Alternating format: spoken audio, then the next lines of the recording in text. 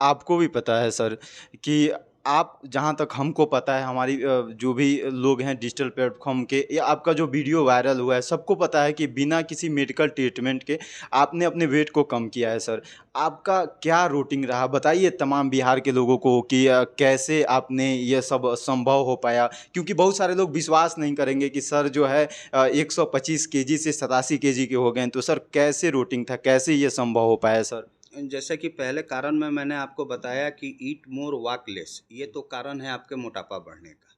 और मेरा जो है ईट लेस वॉक मोर, खाना कम खाना है और टहलना ज़्यादा है। मैंने मतलब इसी नमस्कार, प्रणाम। आप सभी को मैं बता दूं कि अभी मैं बेतिया ज़िला के रामनगर में हूं और रामनगर में आप सभी को पता है कि बच्चे के specialist doctor doctor A Choubey ji हमारे साथ मौजूद हैं।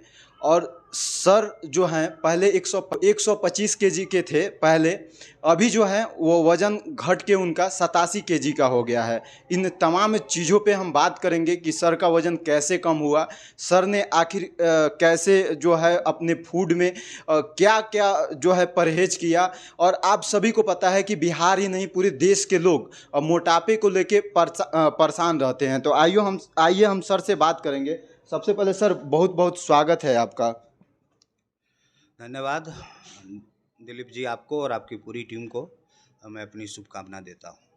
कैसे हैं सर? अभी तो बढ़िया है।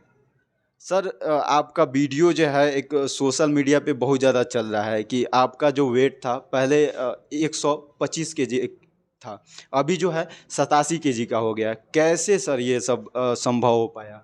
देखिए, सबसे पहले तो मैं ये कहूँगा कि अगर आप अपना मन बना लेते हैं किसी काम के लिए, तो उससे बड़ी कोई बात नहीं होती है। अगर एक बार आपने मन बना लिया, तो कोई चीज़ संभव है, असंभव कुछ भी नहीं है। लेकिन आपका मन बनना चाहिए, आपको अपने आप को मानसिक रूप से तैयार करना है, मेहनत करना है और रिज़ल्ट आपको मिलेगा, बिल्कुल मिलेगा। सर आप जो है कैसे एक्सरसाइज करते हैं? तमाम दर्शक जो भी हैं बिहार के, इंडिया के, आपको पता है कि मोटापे को लेके पूरे देश के लोग परेशान रहते हैं। बहुत सारे ऐसे लोग हैं, आप देखे होंगे कि मोबाइल में या ऐसे टीवी में बहुत सारा ऐड आता है, ये खरीद लीजिए आपका वज़न कम हो जाएगा, वो खरीद लीजिए आपका वज़न कम हो जाएगा। इसको लेके क्या कहिएगा नहीं, सर? देखिए, मैं बार-बार ये बात कहता हूँ कि ये बातें भ्रामक जो हैं, इन पर उन्हीं वही लोग विश्वास करते हैं जिनको ये पता नहीं है कि मोटापा होता कैसे।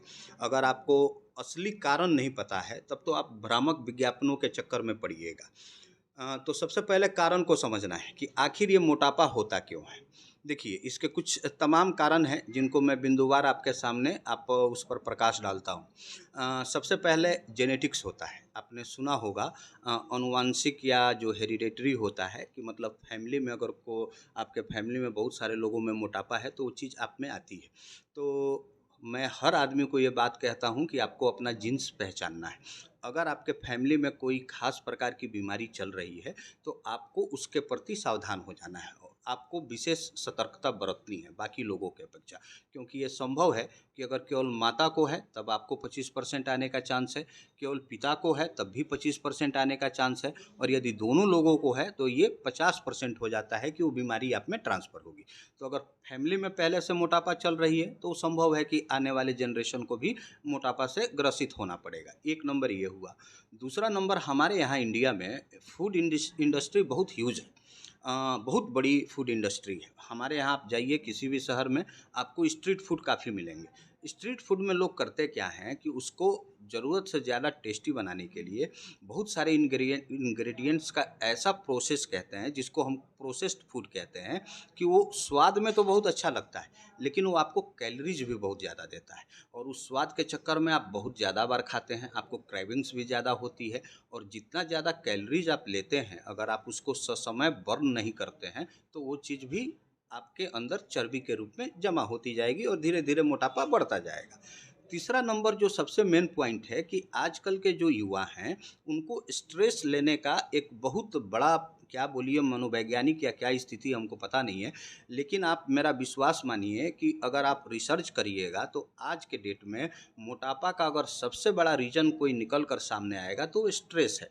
अगर आप तनावपूर्ण हैं, तनावपूर्ण जीवन जीते हैं, हर बात पर आप कोई ना कोई तनाव ले लेते हैं, तो एक हमारे अंदर हार्मोन होता है कोर्टिसोल, वो सेक्रेट होता है, और जितनी ज़्यादा मात्रा में वो सेक्रेट होगा वो आपके अंदर विज़रल फैट बढ़ाता है, अंग प्रत्यंग।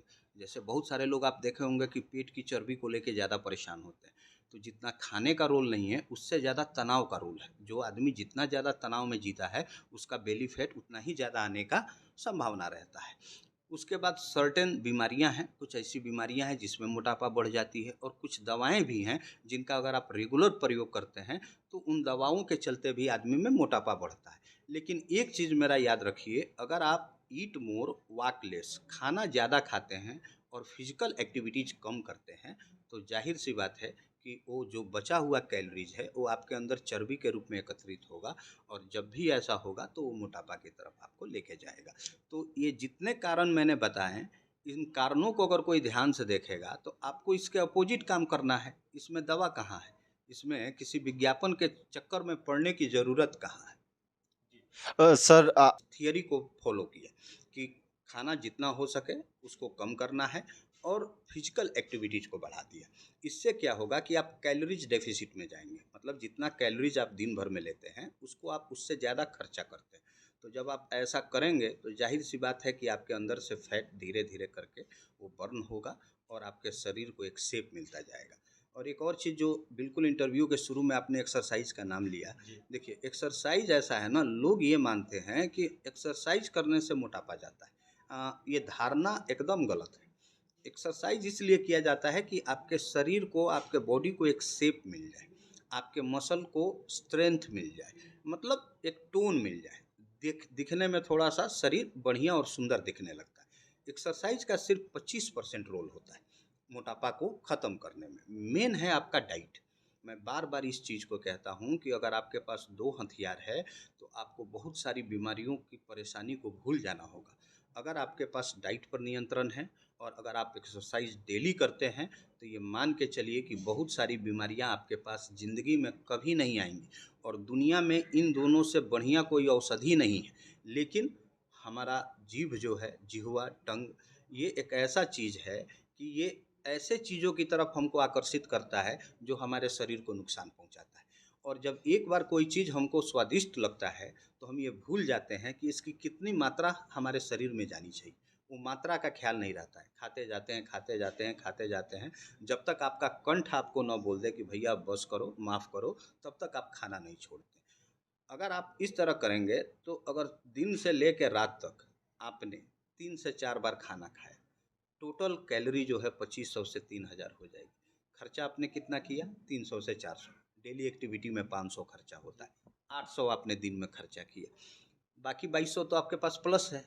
अगर आप ऐसा रेगुलर करते हैं तो अब आप खुद कल्पना कर सकते हैं कि जो कैलोरीज हमारे अंदर बर्न नहीं हो रही है और जो फैट के रूप में डिपॉजिट हो रही है वो हमको कहाँ तक पहुँचाएगी। तो सबसे बड़ी चीज़ यही है कि डाइट को एकदम कंट्रोल करिए, और उसके बाद एक्सरसाइज डेली करिए, तनाव मत लीजिए, योगा करिए, मेडिटेशन करिए, ध्यान करिए, और अपने आप को इस तरह से एकोमोडेट करिए कि आप किसी परिस्थिति में हंसते रहें, खेलते रहें, और तनाव को अपने ऊपर हावी न होने दें। सर के बारे में कुछ ऐसी चीज़ें हैं जो और कोई पत्रकार नहीं बोला होगा, लेकिन मैं उस चीज़ में जुड़ा हूं तो मैं ज़रूर बताऊंगा रामनगर के लोगों को या तमाम जो ऐसे लोग हैं जो नहीं जानते हैं। सर आपको भी पता है कि लोग जब अपनी सारी उम्मीदें खो देते हैं तो डॉक्टर के पास आते हैं। डॉक्टर जो है हम लोग के नज़र में भगवान के रूप होते हैं। सर आपको जो है मैं देखा हूँ कि रोटी बैंक माध्यम से हमेशा रोटी बैंक को भोजन देना और जो भी गरीब ज़रूरतमंद लोग हैं रामनगर के उनको भोजन मुहैया कराना। सर ये सब कहाँ से, क्या ऐसा सभी डॉक्टरों को करना चाहिए कि नहीं सर? इसको लेके क्या कहिएगा सर? नहीं, मैक्सिमम डॉक्टर्स रामनगर के तो जुड़े हुए हैं, मैक्सिमम लोग कर भी रहे हैं। ये प्रशंसा के पात्र हैं। अगर भगवान ने आपको इस लायक बनाया है कि अगर आप किसी दूसरे के काम आ सकें तो बिल्कुल आपको आना चाहिए, इससे पीछे नहीं हटना चाहिए। क्योंकि आज भी हमारे समाज में बहुत सारे लोग हैं जो बेघर हैं, बेसहारा हैं। और आप खा के भरपेट सोएं और कोई भूखा सोए, ये खुद शोभा नहीं देता है। अगर ईश्वर ने आपको वो मकाम दी है, ईश्वर ने उस जगह पर आपको पहुंचाया है कि आप 4 आदमी का पेट भर सकते हैं, तो बिल्कुल भरना चाहिए, इससे पीछे नहीं हटना चाहिए। और ये मतलब किसी ये स्वार्थ के भावना से नहीं करना है। अब आपने पूछ दिया तो ये चीज़ मैं बता रहा हूँ, अन्यथा मैं इन चीज़ों से बहुत दूर ही रहता हूँ। सर मैं इसलिए पूछा हूँ कि देखने के बाद एक प्राउड फील हुआ है। एक सिर्फ मैं भोजन के लिए नहीं पूछा हूँ सर, और भी जो संस्था है मैं देखा हूँ कि किसी को कुछ होता है तो आपके द्वारा डोनेट किया जाता है। तो इसके लेके मैं मेरे दिमाग में ये चीज़ चलता है कि सर से मैं जब भी मिलूंगा तो इस चीज़ों को ज़रूर पूछूंगा नहीं सर। नहीं, ये हर आदमी में होना चाहिए। जो सक्षम है उसको असक्षम की मदद करनी चाहिए। और एक और चीज़ ये है कि जैसे सोशल मीडिया है आजकल, तो फॉर एग्जांपल अगर मैं डॉक्टर हूँ तो मेरा जो एक्सपर्टाइज है वो हेल्थ है। तो अगर मैं सोशल मीडिया पे कोई पोस्ट करता हूँ तो हेल्थ से रिलेटेड ही करता हूँ। या फिर जो मतलब अगर कहीं टूर है, ट्रैवल है, वो इसके लिए, क्योंकि वो आपको तनाव से दूर ले जाने का सबसे बढ़िया साधन है। जब आप ट्रैवलिंग करते हैं, कहीं घूमने जाते हैं, अपने फैमिली के साथ समय बिताते हैं, तो वो आपको मतलब स्ट्रेस को ख़त्म करने का सबसे बढ़िया उपाय। बाकी चीज़ों को पर बोलने से अच्छा है कि आप जिस सब्जेक्ट में माहिर हैं, जो आपका फील्ड है, अगर आप उस पर बोलते हैं और लोगों को उस संबंध में जागरूक करते हैं, अगर 4 से 5 आदमी भी आपसे प्रभावित होकर अपनी जीवन शैली बदल देता है, अपना गलत आहार विहार बदल देता है, तो आपका जीवन सार्थक हो गया। क्योंकि हेल्थ देना डॉक्टर का केवल ये काम नहीं है कि कोई पेशेंट बन के आपके पास आया तो आपको दवा लिख के भेज देना। अगर आप रियल में डॉक्टर हैं तो आपको सोसाइटी को बहुत सारी बीमारियों के प्रति जागरूक करना है। फॉर एग्जांपल एक टाइप 2 डायबिटीज होता है, जो अगर आपको हम साधारण लैंग्वेज में बोलें तो जो खाने पीने, मोटापे, मतलब जो गलत जीवन शैली के चलते जो डायबिटीज आता है, जो हाइपरटेंशन आता है, बहुत प्रकार के कैंसर हैं जो मोटापे के चलते आते हैं। आपको हाइपोथायरॉयडिज्म है, उसमें भी एक उसका एक कॉम्प्लिकेशन मोटापा होता है। ये जो लाइफ स्टाइल डिसऑर्डर्स हैं, ये आज के समाज में अगर आप देखेंगे तो मैक्सिमम इन्हीं बीमारियों की संख्या है। आप अपने घर में देख लीजिए, अगल बगल के लोगों को देख लीजिए।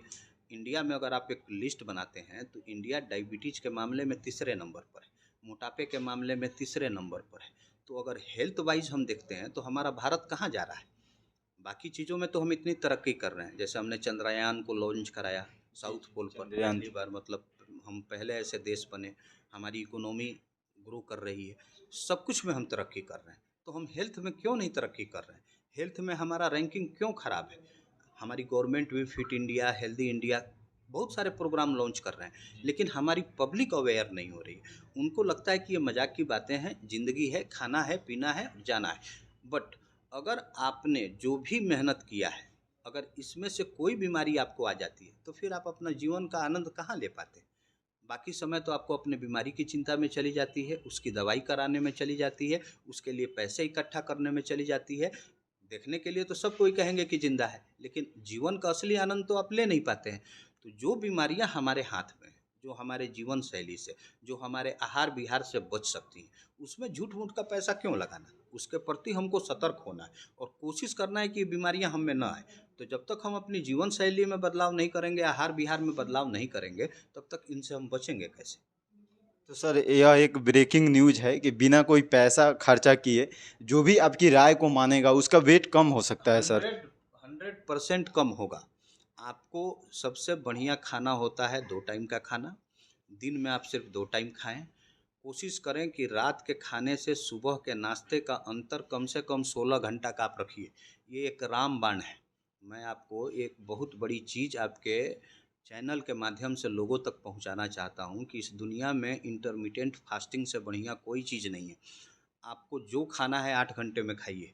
अगर आप वैसे भी नहीं अपना क्रेविंग रोक सकते हैं, कोशिश करिए कि शाम को सायंकाल से पहले, सूर्य अस्त होने से पहले अपना शाम का भोजन कर लीजिए। और सुबह 10-11 बजे से पहले आप नाश्ता मत करिए या खाना मत खाइए। अगर आप अपने शरीर को ये 16 घंटे का रेस्ट देते हैं, ये आपके लिए कितना बड़ा अमृत है, इसकी कल्पना आप नहीं कर सकते हैं। आजकल हर किसी के पास मोबाइल है, गूगल है, सिरी है। आप सर्च करिए और उसके फ़ायदे को ढूंढिए, इंटरमिटेंट फास्टिंग के फ़ायदे को। हर कोई आपको एडवाइस करेगा कि एक बहुत बढ़िया प्रैक्टिस है और एवरीवन शुड प्रैक्टिस इट। सबको करना ही चाहिए। अगर आपको अपने लाइफ स्पैन को थोड़ा बढ़ाना है, हेल्दी रहना है, बहुत सारी बीमारियों से बचना है, तो definitely you should practice intermittent fasting. जी सर, वीडियो के अंत में जो भी दर्शक आपको देख रहे हैं वैसे लोगों को क्या कहिएगा सर? मैं उनको सिर्फ इतना ही कहूँगा कि जैसे आप बाकी चीज़ों के लिए इतना सतर्क रहते हैं, बाकी चीज़ों के लिए इतना एक्साइटेड रहते हैं, जैसे घर में कोई नया चीज़ लाना हो, किसी की उपलब्धि हुई हो, कोई अपने घर का कुछ तरक्की कर रहा हो तो हम कितना आनंद मनाते हैं, वैसे ही आप स्वास्थ्य का भी आनंद मनाइए। आप स्वास्थ्य को इम्पोर्टेंस दीजिए, हेल्थ से बड़ा कोई वेल्थ नहीं।